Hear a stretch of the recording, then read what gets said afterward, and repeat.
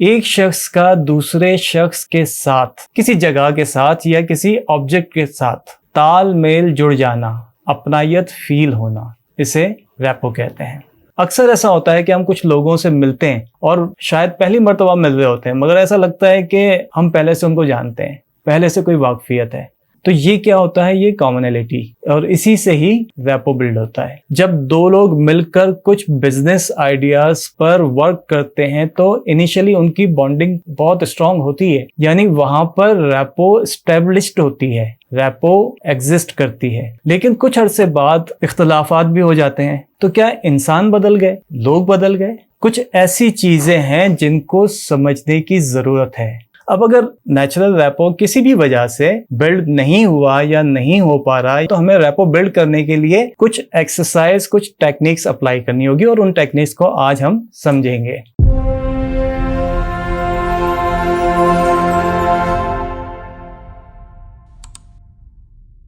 अच्छा, अभी तक लाइफ में यकीनन ऐसा होता आया होगा या अभी तक ऐसा होता आया है कि कुछ लोगों के साथ आप कनेक्ट हो जाते हैं, है ना। ये नेचुरल रैपो की बात हो गई कि अभी तक ऐसा होता आया है कि आप कुछ लोगों के साथ कनेक्ट हो जाते हैं और कुछ लोगों के साथ कनेक्ट नहीं हो पाते, जिसकी वजह से हमारी जिंदगी लिमिटेड रहती है। कनेक्ट नहीं हो पाते तो उसकी वजह से हमारी लाइफ, हमारी जिंदगी लिमिटेड रहती है, यानी कि हमारी कम्युनिकेशन, हमारे रिलेशनशिप, हमारी क्वालिटी ऑफ लाइफ, इन सारी चीजों पर डिपेंड करती है कि कितने लोग या कितने लोगों के साथ हमारी रैपो बन सकती है, कितने लोग हमारे पीआर में, हमारे सर्कल में आ सकते हैं, कितने लोगों को हम इन्फ्लुएंस कर सकते हैं। ये एक स्किल है, लोगों के साथ रैपो बिल्ड करना। ये क्या है? ये एक स्किल है, ये एक आर्ट है, ये एक हुनर है जिसे आप लर्न कर सकते हैं।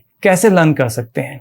चले मैं आपसे पूछता हूँ। रैपो बिल्ड करना एक आर्ट है, साइंस है, एक स्किल है। आप ये कैसे बिल्ड कर सकते हैं? अच्छा, मैं आप लोगों को बताऊं कि आप लोग ये स्किल कैसे लर्न कर सकते हैं।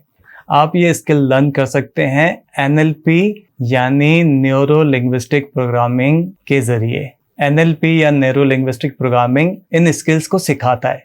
जब लोग आपस में एक दूसरे के साथ कम्युनिकेट करते हैं तो कम्युनिकेशन में 3 चीजें रोल प्ले करती हैं। अब हम इसको समझने के कि NLP हमें क्या सिखाता है, हमें किन चीजों की तरफ NLP तवज्जो दिलाता है, और उन एलिमेंट्स को, उन सेक्टर्स को तवज्जो दिलाने के बाद हमें वो टेक्निक या वो स्किल कैसे सिखाता है, हम इस पे बात करते हैं। कि जब हम कम्युनिकेट करते हैं तो हमारी कम्युनिकेशन में 3 चीजें रोल प्ले करती हैं। वो क्या क्या है? नंबर 1 वर्ड्स यानी अल्फाज।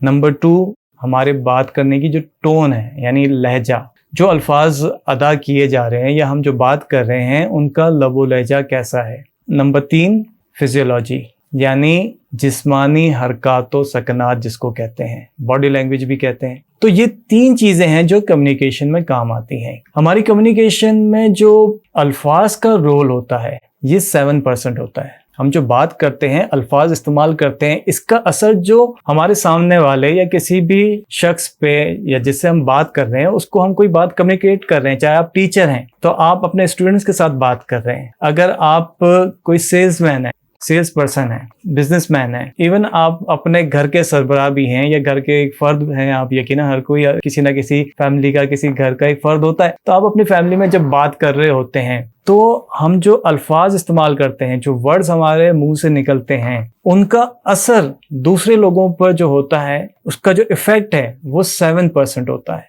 और 38% हमारी वॉइस टोन का होता है कि हम किस लहजे में बात करते हैं, हम कितने सुरीले हैं, हमारी बात करने के अंदाज में हमारी आवाज का उतार चढ़ाव, जीरो बम जिसको कहते हैं, आवाज का उतार चढ़ाव, नशीब व फराज भी कहते हैं। तो ये अप एंड डाउन जो होता है, इसका असर हमारी कम्युनिकेशन में या दूसरों पर जो इफेक्ट हमारी बात का होता है, 38% हमारी वॉइस टोन का होता है। और 38 और 7 कितने हो गए? 45 हो गए। और जो बाकी 55% है, ये हमारी बॉडी लैंग्वेज का रोल होता है। यानी हम जब कोई बात कर रहे होते हैं, कम्युनिकेट कर रहे होते हैं किसी के साथ कुछ, स्पेशली जब हम कोई प्रेजेंटेशन दे रहे हैं या हम कुछ सेल्स कर रहे हैं या अगर हम टीच कर रहे हैं, तो हमारी जो बॉडी लैंग्वेज होती है, अब बॉडी लैंग्वेज में क्या क्या होता है, हम किस तरह से अपने फेस के एक्सप्रेशंस रखते हैं। कॉर्पोरेट सेक्टर की फील्ड में हैं हम लोग, तो हमारी ड्रेसिंग कैसी होगी, हमारा हेयर स्टाइल कैसा होगा। आप देखें अगर कोई फोर्स में है तो उनके अपनी एक ड्रेसिंग होती है, उनका अपना एक स्टाइल होता है, एक हेयर स्टाइल होता है, उनकी अपनी एक बॉडी लैंग्वेज होती है। इसी तरह से जो मीडिया के लोग होते हैं या आर्ट की फील्ड के लोग होते हैं, आप कभी नहीं देखेंगे कि कोई आर्टिस्ट कोट पैंट और टाई लगा के और एक बिल्कुल स्ट्रेट खड़ा होके आपको अपनी पेंटिंग के बारे में बता रहा हो। तो ये सारी चीजें क्या हैं, ये एक बॉडी लैंग्वेज है और इसका असर जो हमारी कम्युनिकेशन में होता है वो कितना % होता है, 55%। इस पे हम वर्क कैसे कर सकते हैं, हम किस तरह से इस पे मेहनत कर सकते हैं, इस पे हम आगे बात करते हैं। इससे पहले हम ये समझ लें कि जो 7% रोल हमारे अल्फाज का होता है, हमारे वर्ड्स का होता है, हम अपने अल्फाज के इंतखाब पर मेहनत कर सकते हैं कि हम किस तरह के वर्ड्स चूज करते हैं अपनी बातों में। उसके लिए मेहनत किस तरह से कर सकते हैं कि हम अच्छी बुक्स पढ़ें, जो हमारी फील्ड है उस फील्ड से रिलेटेड हम बुक्स पढ़ें, और अपने लहजे को कंट्रोल करने के लिए हमें क्या करना होगा, बुक्स तो पढ़ ली, अल्फाज भी अच्छे मिल गए, अब लहजे को कैसे कंट्रोल करें। इसके लिए हमें अपनी सोच को पॉजिटिव बनाना होगा, यानी लोगों के बारे में जो हमारे माइंड में परसेप्शन है। फॉर एग्जांपल कि आप किसी के साथ डील कर रहे हैं, कोई बिजनेस डील कर रहे हैं या कोई प्रोडक्ट सेल कर रहे हैं, और आपने पहले से ही एक पर्सपेक्टिव बना लिया कि ये बंदा तो ऐसा है, इसका जवाब ये आएगा, ये बंदा तो ऐसा है, इसका जवाब ऐसे आएगा, तो हमारे लहजे में ऑटोमेटिकली उससे जब मीटिंग होगी तो हमारे लहजे में, हमारी टोन में वो जाहिर होगा। तो हमें अपनी सोच को पॉजिटिव बनाना होगा। सोच पॉजिटिव होगी तो हमारी बातों में खुद ब खुद पॉजिटिव चेंज आ जाएगा। आज हम सीखते हैं कि रैपो बिल्डिंग के लिए हमें फिजियोलॉजी, जिसका रोल हमारी कम्युनिकेशन में 55% है, उसको कैसे यूज करना है। फिजियोलॉजी या बॉडी लैंग्वेज की जो टेक्निक है या इस स्किल को सीखने के लिए इसके 2 एलिमेंट्स हैं। इन 2 एलिमेंट्स को हम सीख सकते हैं और अपनी फिजियोलॉजी में अप्लाई कर सकते हैं। पहला एलिमेंट है मैचिंग एंड मिररिंग। ये क्या होती है अभी हम आगे चल के डिस्कस करते हैं। तो पहला एलिमेंट क्या है, मैचिंग एंड मिररिंग, और दूसरा एलिमेंट है पेसिंग। अच्छा, अगर आप पहली मर्तबा किसी से मिल रहे हैं या किसी क्लाइंट से मिल रहे हैं, या फॉर एग्जांपल आप जॉब इंटरव्यू दे रहे हैं, या फिर आप टीचर हैं, या कम्युनिटी के या अपने रिश्तेदारों के साथ, अपने लाइफ पार्टनर के साथ रैपो बिल्ड करना चाह रहे हैं, या कोई ऐसा रिलेशन जो आपको लग रहा है कि डिस्कनेक्ट हो रहा है, चाहे आपकी प्रोफेशनल लाइफ में हो, पर्सनल लाइफ में हो, सोशल लाइफ में हो, तो आप मैचिंग टेक्निक यूज कर सकते हैं।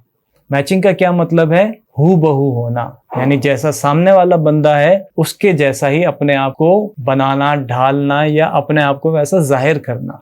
देखिए, आप रिलेशनशिप में आते हैं तो सबसे पहला काम जो आपको करना होता है वो क्या होता है, ट्रस्ट गेन करना, तभी जाके आगे रिलेशन बनता है। आपको ट्रस्ट करवाना होता है कि जैसा सामने वाला है आप भी वैसे ही हैं। उसको ये फील करवाना होता है कि आप हू बहू उसके जैसे ही हैं। इससे बाहमी ताल्लुकात की बुनियाद कायम होती है। आपको किसी के साथ रैपो बिल्ड करना है तो आप मैचिंग टेक्निक इस्तेमाल करें। फॉर एग्जांपल, सामने वाला शख्स किसी बात पर एक्साइटेड होता है, आप भी उसके साथ एक्साइटमेंट शो करते हैं। अगर कोई सैड होता है, आप भी अपने फेस पर सैडनेस ले आते हैं, तो वो आपको अपने जैसा समझेगा। अब सवाल एक यहाँ पर ये होना चाहिए, या सवाल पैदा होना चाहिए कि अगर कोई एंग्री है, गुस्से में है, तो क्या आप भी एंगर शो करेंगे?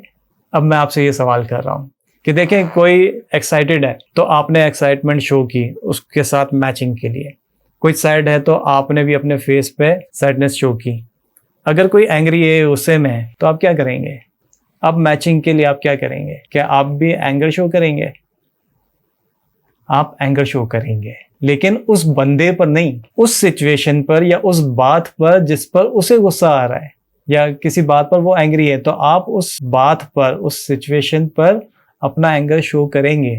ठीक है, उस पर्सन पर नहीं, उस सिचुएशन पर कि जिस पर वो एंग्री है। इसको इस तरह से समझ लें कि आप इमेजिन करें कि आपको किसी सिचुएशन पर गुस्सा आ रहा है, आपके साथ कोई है, आपकी फैमिली या आपके ऑफिस में सिचुएशन ऐसी बन गई, आपके घर में कोई सिचुएशन ऐसी बन गई, या आपके सोशल सर्कल में आप कहीं बैठे हैं, कोई सिचुएशन ऐसी बन गई कि आपको गुस्सा आ रहा है और उस वक्त आपके साथ आपके कोलीग्स हैं या आपके फैमिली मेंबर्स हैं या कोई भी आपके साथ है, ठीक है, आपको किसी सिचुएशन पे गुस्सा आ रहा है और आपके साथ जो भी है वो पर्सन बिल्कुल रिलैक्स है, मोबाइल पे बिजी है या किसी भी तरह से उसकी बॉडी लैंग्वेज से आपको ये जाहिर हो रहा है कि वो आपके इमोशन से कनेक्टेड नहीं है, तो आपको इस सिचुएशन में या उस सिचुएशन के बजाय उस साथ वाले इंसान पे गुस्सा आना शुरू हो जाएगा, है ना।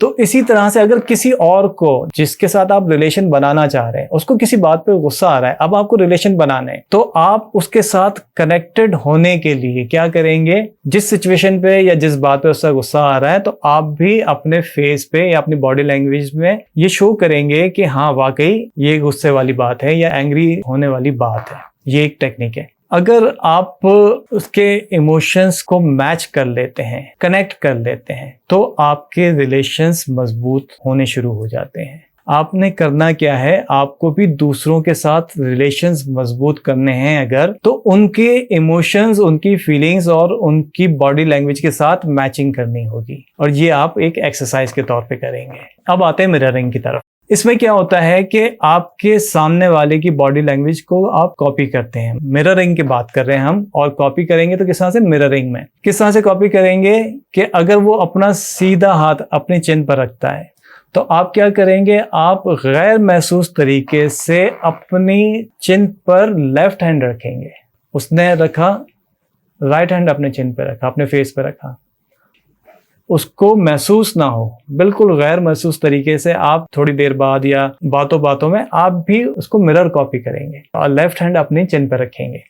क्योंकि मिरर में जो होता है उसमें अपना आप या अपना जो रिफ्लेक्शन होता है वो अपोजिट नजर आता है। आप मिरर के सामने खड़े हो तो अब अगर आप राइट हैंड अप करें तो आपको जो मिरर में रिफ्लेक्शन नजर आ रहा होगा वो क्या होगा, उससे आपको लगेगा लेफ्ट हैंड नजर आ रहा होगा आप होता हुआ। इसकी दूसरी एग्जांपल ये है कि अगर कोई अपना उल्टा पांव या लेफ्ट लेग क्रॉस करके बैठता है तो आप अपना राइट लेग क्रॉस करके बैठे, तो वो आप उस सिचुएशन के अकॉर्डिंग कॉपी करेंगे। तो ये मैचिंग और मिररिंग, आप ऐसा करके देखें। ये जो आप कॉपी करेंगे, जो मिररिंग है, आप ऐसा करके देखें, आप एंजॉय भी करेंगे और आपको इंस्टेंट रिजल्ट भी मिलेगा। अब एंजॉय का मतलब ये नहीं है कि आप सिर्फ एंटरटेनमेंट के लिए ऐसा करेंगे, आपका अपने मकसद में सिंसियर और सीरियस होना बहुत जरूरी है कि आप एक टेक्निक इस्तेमाल करके कुछ रिजल्ट्स प्रोड्यूस करना चाह रहे हैं या प्रोड्यूस कर रहे हैं। Second element, pacing. क्या मतलब है इसका?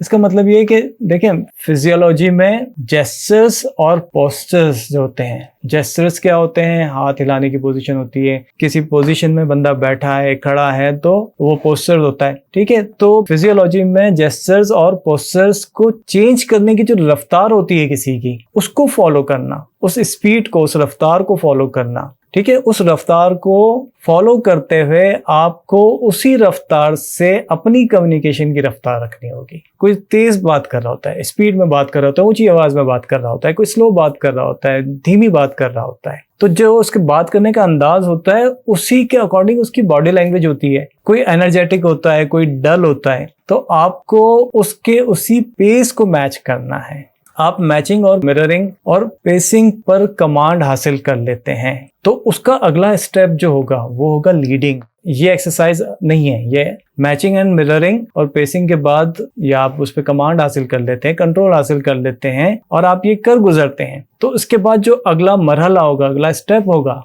वो होगा लीडिंग। इसमें ये होगा, मैचिंग एंड मिररिंग और पेसिंग के बाद एक वक्त ऐसा आएगा कि आपकी और सामने वाले इंसान की रेपो बहुत स्ट्रांग हो चुकी होगी। उसके बाद अब आप जो भी बात करेंगे, जो भी कम्युनिकेट करना चाहेंगे, सामने वाले शख्स आपकी बात को इम्पोर्टेंस देगा, यानी अब कम्युनिकेशन का कंट्रोल आपके हाथ में होगा। इसके बाद आप उस शख्स को आसानी से कन्विंस कर सकते हैं क्योंकि अब वो आपकी बात को अपनी बात महसूस करने लगा है। आप इस टेक्निक को, जब आप इसकी प्रैक्टिस करेंगे, इस टेक्निक को अप्लाई करेंगे, तो आपकी हर वो डिजायर पूरी होगी जो आप डिजर्व करते हैं, आपकी हर वो डिमांड पूरी होगी जो आप डिजर्व करते हैं। तो आपकी जो भी डिमांड होती है, आपकी जो भी डिजायर होती है, तो आप उसको छीन नहीं सकते। आप उसके लिए मेहनत करते हैं और आपको फिर वही मिलता है जो आप डिजर्व करते हैं। आप डिजर्व क्या करते हैं ये कैसे पता चले? आप वही डिजर्व करते हैं जिसकी आप कोशिश करते हैं, जिस चीज के लिए मेहनत करते हैं, जिसके लिए आप अपनी सोच समझ, अपनी अकल से काम देते हैं। आप मेहनत करते रहे मगर आप सोच समझ के स्टेप्स ना उठाएं तो फिर आपको रिजल्ट नहीं मिलते। तो आप इस एक्सरसाइज की प्रैक्टिस करें, आपको इंशाल्लाह इसके रिजल्ट्स भी मिलेंगे और आपको अचीवमेंट्स भी मिलेंगी और आपको वो सब कुछ मिलेगा कि जो अल्लाह ताला ने आपके नसीब में लिखा है और किसी भी वजह से उसमें रुकावट है, आप प्रैक्टिस करेंगे, मेहनत करेंगे, वो आपको इंशाल्लाह ज़रूर मिलेगा।